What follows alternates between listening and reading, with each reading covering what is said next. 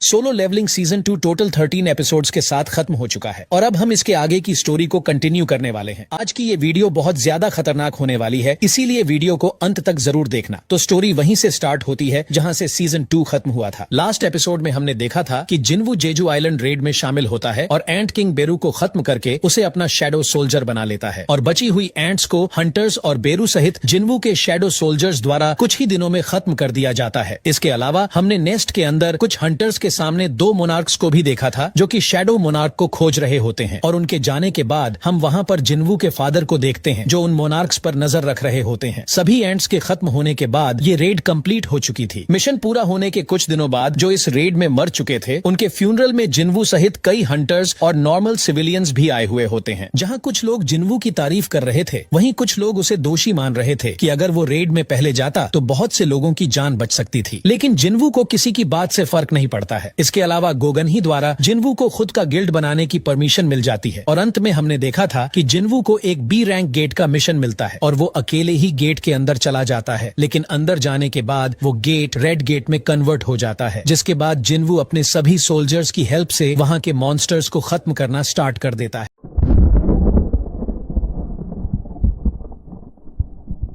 Nest के अंदर हमने जिन 2 मोनार्क्स को देखा था उन्हीं में से एक फ्रॉस्ट मोनार्क शिलाद को हम किसी जगह पर देखते हैं जिसे रूलर्स एक बार फिर चकमा दे चुके हैं। तभी वहां पर एक और मोनार्क योगुमुंट आता है जो कि फ्रॉस्ट मोनार्क को रूलर्स की इन्फॉर्मेशन देने के लिए आया होता है। योगुमुंट शिलाद को बताता है कि रूलर्स ईस्ट में मौजूद यानी कि साउथ कोरिया में लेगिया को फ्री करने वाले हैं। इसके अलावा वो शिलाद को बताता है कि greatest fragment of brilliant light भी वहीं पर है। उन दोनों की बातचीत चल ही रही होती है कि तभी वहां पर जिन्वू का फादर आ जाता है। वो समझ जाता है कि ये लोग साउथ कोरिया में जाने का प्लान कर रहे हैं। दोनों मोनार्क्स उसे वीक समझते हैं और उसे इग्नोर करते हुए वहां से जाने लगते हैं। इल्हॉन तुरंत उन पर अटैक कर देता है लेकिन शिलाद उसके अटैक को रोक लेता है जिससे खतरनाक एक्सप्लोजन होता है। दूसरी तरफ हम रेड गेट के अंदर जिन्वू को देखते हैं जिसके सामने अब उस रेड गेट का बॉस आ चुका होता है। बॉस हैरान था क्योंकि उसके बहुत सारे सोल्जर्स मारे जा चुके थे। गेट का बॉस जिन्वू को बोलता है कि अब वो यहाँ से बचकर नहीं जा सकता है क्योंकि उसके सोल्जर्स चारों तरफ छिपे हुए हैं जो उसे यहीं खत्म कर देंगे। लेकिन बीस्ट हैरान हो जाता है क्योंकि वहां पर कोई नहीं आता है। जिन्वू को उसकी बातें फनी लग रही होती हैं। इसके बाद जिन्वू अपने सोल्जर्स को बुलाता है जो कि उसके सभी मॉन्स्टर्स को पहले ही खत्म कर चुके थे और ये देखने के बाद वहां के बॉस की पूरी तरह से फट चुकी थी और अब जिन्वू की पूरी आर्मी वहां पर आ चुकी थी। जिन्वू के ऑर्डर मिलते ही उसके शैडो सोल्जर्स सभी मॉन्स्टर्स को खत्म करने लगते हैं। बॉस जिन्वू की तरफ आने लगता है लेकिन बेरू और इग्रिस वहां के बॉस की बैंड बजा देते हैं और अंत में कार्गलन ग्रेविटी एक्सीलरेशन का यूज करके उसे बहुत ज्यादा डैमेज करते हुए नीचे गिरा देता है। जिसके बाद जिन्वू वहां के बॉस से बोलता है कि अगर वो उसके सवालों के जवाब देगा तो वो उसे बिना दर्द की मौत देगा। लेकिन इससे पहले कि जिन्वू कुछ पूछ पाता सिस्टम उसे रोक देता है। जिसके बाद जिन्वू ज्यादा कोशिश भी नहीं करता और इस बॉस को खत्म करके इस रेड को कंप्लीट कर देता है। डंजन को कंप्लीट करने के बाद जिन्वू को रैंडम लूट बॉक्स से एक की मिलती है। जेजू आइलैंड की रेड के बाद जिन्वू का लेवल 100 हो चुका था जिसकी वजह से उसे ये की मिलती है। ये कोई नॉर्मल की नहीं थी क्योंकि ये की उस डबल डंजन के मिशन के लिए थी जहाँ पर जिन्वू एक बार मर चुका था। जिन्वू उस जगह को कभी भूल नहीं सकता है क्योंकि ये की कार्टनन टेम्पल की होती है और इतने टाइम के बाद वहां का गेट ओपन होने वाला था। जिन्वू सोच रहा होता है कि सिस्टम उसे दोबारा उस जगह बुला रहा है जहां से इन सब की शुरुआत हुई थी, लेकिन अब वो पहले से बदल चुका है। जिन्वू सोचता है अगर ये पूरा प्लान पहले ही बन चुका है और वहां कोई उसके लौटने का वेट कर रहा है तो वो उसका वेट करे क्योंकि वो जल्द ही वहां वापस जाने वाला है। वहीं हमें कार्टनन टेम्पल के अंदर का ये खतरनाक सीन दिखाया जाता है जहाँ जिन्वू बहुत जल्द वापस जाने वाला है और इस बार वहां बहुत कुछ खतरनाक होने वाला है। दूसरी तरफ हम जिन्हों को देखते हैं जो कि गुस्से में लाल हो रहा होता है क्योंकि जिन्वू पर बहुत सारे लोगों ने कंप्लेंट किया था जिसकी फाइल्स उसकी टेबल पर थी। तभी वहां पर जिन्वू आ जाता है। वो जिन्हों को थैंक यू बोलता है क्योंकि वो बहुत ज्यादा काम कर रहा था। दरअसल परमिशन मिलने के बाद ये दोनों अपना खुद का गिल्ड बनाने की तैयारी कर रहे होते हैं। जिन्हों हैरान होकर सोचता है कि जिन्वू बिना ट्रेस के कभी भी गायब हो जाता है और एकदम से सामने भी आ जाता है। जिन्वू के पास एक बैग में बहुत सारे माना क्रिस्टल्स होते हैं जिन्हें उसने कुछ देर पहले की रेड को खत्म करने के बाद हासिल किया था। जिन्वू उन माना क्रिस्टल्स को जिन्हों को देते हुए बोलता है कि तुमने बोला था कि गिल्ड को स्टार्ट करने के लिए पैसों की जरूरत पड़ेगी जिसके लिए ये काफी होंगे। जिन्हों क्रिस्टल्स को देखकर खुश हो जाता है। वो बोलता है कि हमें एक ही एम्प्लॉय को पेमेंट करना होगा इसीलिए ये जितना चाहिए उससे भी ज्यादा है। जिन्वू एम्प्लॉय सुनते ही हैरान हो जाता है। तब जिन्हों उसे याद दिलाता है कि खुद का गिल्ड खोलने के लिए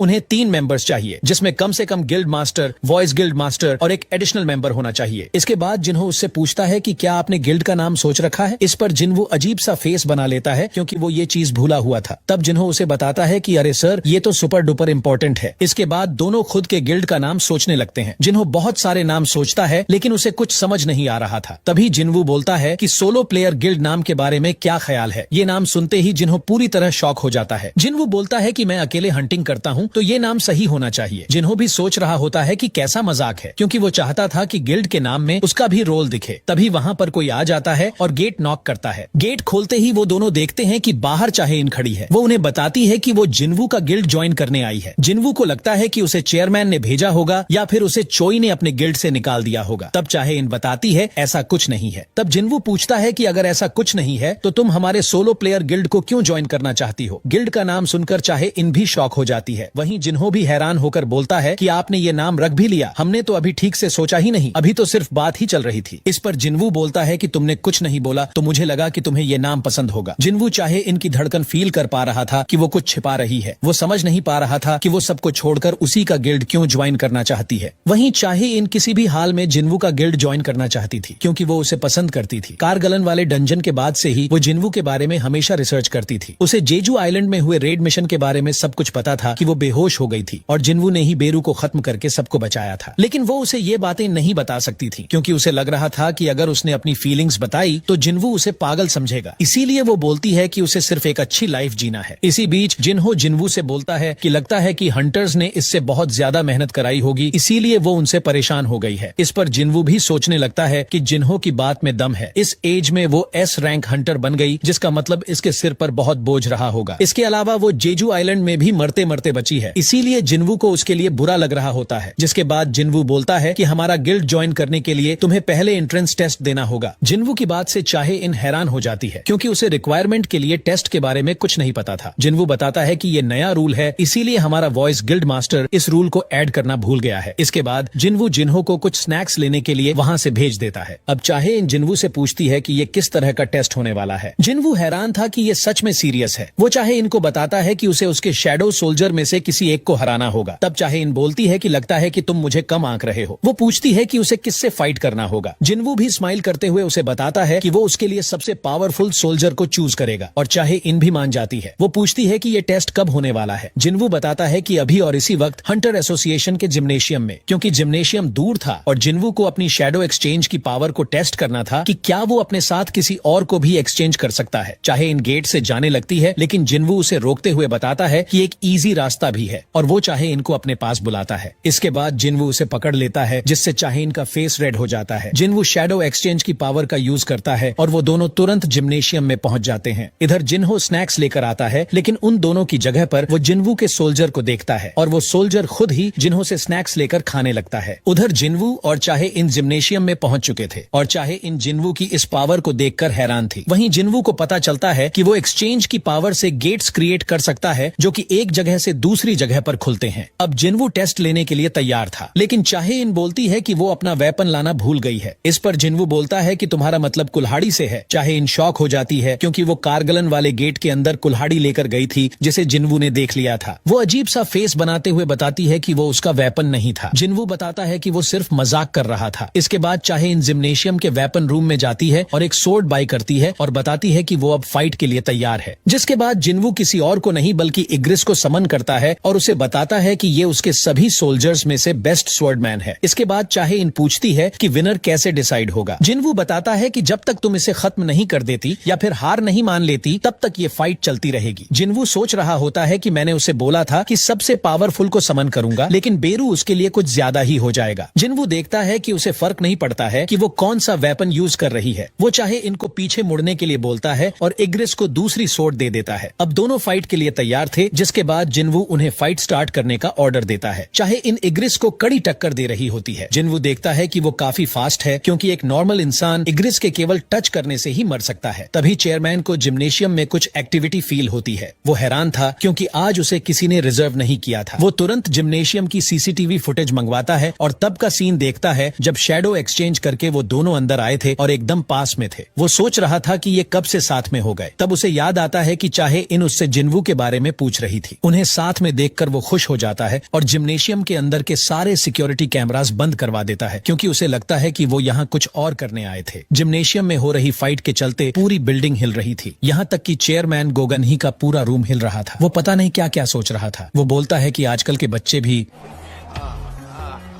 उधर चाहे इन इग्रिस को डिफीट कर देती है और वो जिन्वू को अपने बेस्ट सोल्जर को समन करने के लिए बोलती है। तब जिन्वू बताता है कि तुम उससे हर्ट हो सकती हो। तब चाहे इन बताती है कि मुझे फर्क नहीं पड़ता क्योंकि वैसे भी मुझे उससे दोबारा फाइट करनी है। तब जिन्वू समझ जाता है कि वो बेरू से फाइट करना चाहती है क्योंकि एक बार वो उससे हार चुकी थी। जिसके बाद जिन्वू बेरू को समन करता है और वो चाहे इनसे पूछता है कि क्या वो सच में इससे फाइट करना चाहती है। जिन्वू जानता है कि भले ही शैडो सोल्जर्स मरने के बाद पहले से वीक हो जाते हैं, लेकिन बेरू को केवल हंटर्स को खत्म करने के लिए बनाया गया था। उसने एक किलिंग वेपन की तरह जन्म लिया था, इसीलिए जिन्वू को डर था कि कहीं वो चाहे इनको चोट ना पहुंचा दे। अब बेरू जिन्वू से बोलता है कि माय किंग, मुझे इस इंसान के साथ क्या करना है। जिन्वू उसे बताता है कि तुम्हें उसे हराना है, पर ध्यान रखना कि गलती से भी वो डैमेज ना हो। बेरू मान जाता है और चीखने लगता है। उसके ऑरा को देखकर चाहे इन डर जाती है कि जिन्वू इससे फाइट कर चुका है। इसके बाद बेरू फाइट के लिए तैयार हो जाता है और अपने नाखून बढ़ा लेता है, लेकिन जिन्वू उससे बोलता है कि उसे अंदर करो, अगर उसे एक खरोंच भी आई तो तुम्हारा जीना हराम कर दूंगा। ये सुनते ही बेरू की फट जाती है और वो नॉर्मल हो जाता है और अपने पंजे अंदर कर लेता है। इस बार चाहे इन पहले अटैक करती है, लेकिन उसके कुछ भी करने से पहले बेरू उसके पीछे पहुंच जाता है, जिससे चाहे इनके फेस में पसीने आ जाते हैं क्योंकि बेरू ने उसके साथ पहली बार भी यही किया था। चाहे इन ये बोलते हुए वापस अटैक करती है कि सेम ट्रिक उसके लिए वर्क नहीं करेगी। वहीं बेरू सोच रहा होता है कि मालिक ने मुझे बिना डैमेज किए हराने को बोला है, इसीलिए वो सोचता है कि उसे केवल अपनी पावर दिखाना है, जिसके बाद वो खुद ही हार मान लेगी। लेकिन चाहे इन उस पर लगातार अटैक करती है और बेरू बिना अटैक किए उसके सभी अटैक्स को डॉज कर लेता है। इसके बाद बेरू चीखता है और उसकी केवल चीख से ही चाहे इन पीछे उड़ जाती है, जिससे जिन्वू को लगता है कि चाहे इन हार मान जाएगी, लेकिन वो हार नहीं मानती है। इसीलिए जिन्वू पूरी तरह से हैरान था कि ये जानने के बाद भी कि बेरू उससे बहुत ज्यादा पावरफुल है, फिर भी वो फाइट कर रही है। जिन्वू जानता है कि बेरू सबसे अलग है, भले ही वो सोच समझ सकता है, लेकिन वो एक किलिंग मशीन है और अब तक बेरू उसे खत्म करने के लिए खुद को रोके हुए है। लेकिन जिन्वू ये भी जानता है कि चाहे इनके पास भी फाइट करने के लिए अपने खुद के रीजंस हैं। अब बेरू को धीरे धीरे गुस्सा आ रही थी क्योंकि उसकी डिक्शनरी में होल्ड बैक करने का सिस्टम नहीं था। उसके हिसाब से सामने वाला या तो उसका शिकार होगा या फिर शिकारी, इसीलिए बेरू को चिढ़ होने लगी थी और अब वो भी अटैक करना स्टार्ट कर देता है। चाहे इन उसके अटैक से बचते हुए सोर्ड डांस स्किल का यूज करती है और बेरू पर खतरनाक अटैक करती है, लेकिन बेरू उसकी सोर्ड को तोड़ देता है। लेकिन इसके बाद चाहे इन सोर्ड ऑफ लाइट स्किल का यूज करती है, जिसमें उसका बहुत ज्यादा माना खर्च होता है और अभी इसे वो केवल एक ही बार यूज कर सकती है, लेकिन उसकी ये स्किल बहुत ज्यादा पावरफुल थी। वो अब बेरू पर खतरनाक तरीके से अटैक करना स्टार्ट कर देती है, जिसे देखकर जिन्वू भी हैरान हो जाता है। लेकिन इस मूवमेंट पर बेरू के माइंड में एक कमांड चलने लगती है और ये वो कमांड थी जिसे एंट क्वीन ने उसके जन्म के टाइम पर दिया था और कोई भी चीज उसे ये कमांड भूलने नहीं देगी क्योंकि ये उसकी इंस्टिंक्ट के अंदर था। और कमांड ये था कि अपने दुश्मन को खत्म कर दो, और इस टाइम पर चाहे इन उसकी दुश्मन थी। बेरू के माइंड में क्वीन का कमांड आते ही वो अपनी फुल पावर में आ जाता है। वो अब चाहे इनको खत्म करने वाला था। जिन्वू चिल्लाकर उसे रोकने की कोशिश करता है, लेकिन वो फिर भी नहीं रुकता है। बेरू उसे मारने ही वाला था, लेकिन तभी जिन्वू तुरंत उसका हाथ पकड़ लेता है। जिन्वू उस पर गुस्साते हुए बोलता है कि मैंने तुम्हें रुकने के लिए बोला था। वो चाहे इनसे पूछता है कि वो ठीक है कि नहीं। उधर बेरू अपने सिर के साथ पूरी बॉडी को जमीन में रखकर जिन्वू से माफी मांगता है कि प्लीज मुझ पर दया दिखाइए, जिस पर जिन्वू अजीब सा फेस बना लेता है। इसके बाद जिन्वू चाहे इनसे पूछता है कि तुम खुद को इतना पुश क्यों कर रही हो, ये सिर्फ एक टेस्ट है, और वो भी ऐसे गिल्ड का टेस्ट जिसका अभी तक नाम भी नहीं है, और तुम्हारे जैसी हंटर को अपनी लाइफ इस तरह रिस्क में नहीं डालना चाहिए। इसके बाद जिन्वू पूछता है कि आखिर तुम ये सब किस लिए कर रही हो। फिर वो उससे पूछता है कि क्या तुम मुझ में इंटरेस्टेड हो। ये सुनकर चाहे इन पूरी तरह से चौंक जाती है। अब जिन्वू कुछ और बोल पाता इससे पहले ही चाहे इन हाँ बोल देती है। वो बोलती है ऐसा ही लगता है। उसका फेस फिर से लाल हो जाता है और आखिरकार वो जिन्वू के सामने इस बात को एक्सेप्ट कर लेती है कि वो जिन्वू को पसंद करती है।